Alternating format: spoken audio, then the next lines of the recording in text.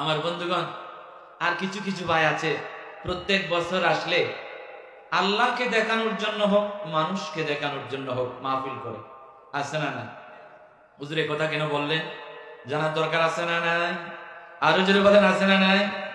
আপনারা দেখবেন আমাদের দেশে হারিকেন ছিল না, সেরাক ছিল, যদিও এখন বৈদ্যুতিক লাইট, এজন্য অনেক নতুন জেনারেশন হারিকেন চিনে না, সেরাক চিনে না, কেরোসিনের বাতি চিনে না। দেখবেন হারিকেন যখন জ্বলে, হারিকেনের দূরে আলো যায় আর নিচে আলো থাকে অন্ধকার। যখন সেরাক জ্বলে, সেরাক থেকে একটু দূর থেকে আলো জ্বলে, আলো দেখা যায়, কিন্তু চেরাগের নিচে আলো থাকে না।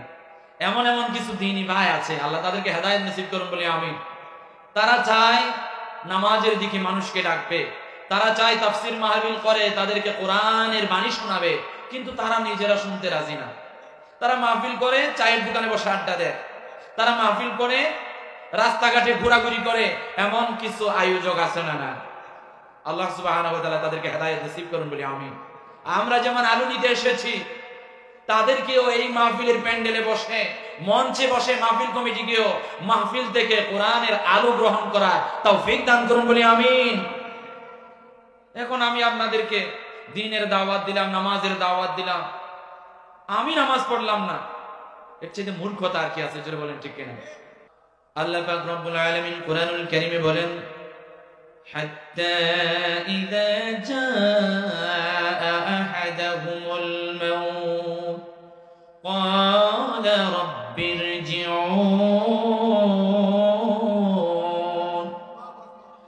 লাআল্লি আ'মালু সালিহান ফীমা তারাকতু কাল্লা।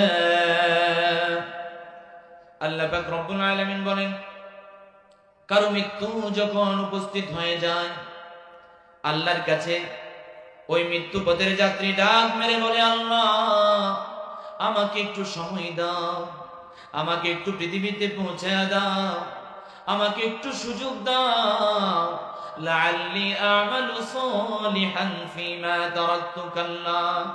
ওগো আল্লাহ, আমার যে সমস্ত নেক আমলে সালেহ ভালো কাজগুলো তরফ হয়ে গেছে, আল্লাহ আমি একটু করে আসতাম, আমাকে একটু সুযোগ দিয়া দাও আল্লাহ। এস এম পাড়া তাফসিরুল কোরআন মাহফিলের ডাক দিয়েছিল, কত সুন্দর করে তারা সামিয়ানা করেছিল, বসার জন্য সুব্যবস্থা করে দিয়েছিল।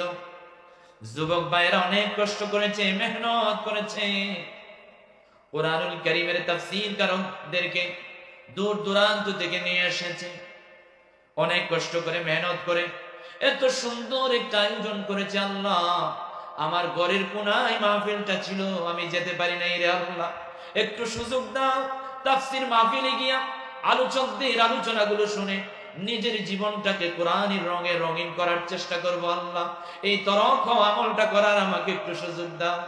আচ্ছা, মৃত্যুর পথের যাত্রী কি আর কোন সুযোগ পাবে আল্লাহর কাছ থেকে? তখন সে বলবে, আল্লাহ মসজিদে আজান হয়েছিল, মসজিদ থেকে ডাক এসেছিল, আল্লাহু আকবার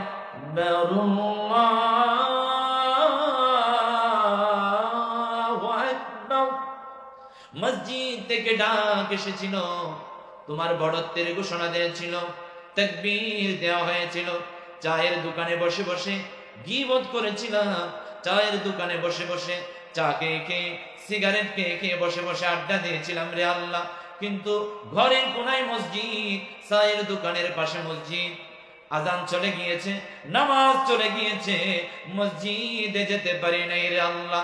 আল্লাহ একটু সুযোগ দাও, 5 ওয়াক্ত নামাজি হয়ে আসবো। সুযোগ পাওয়া যাবে?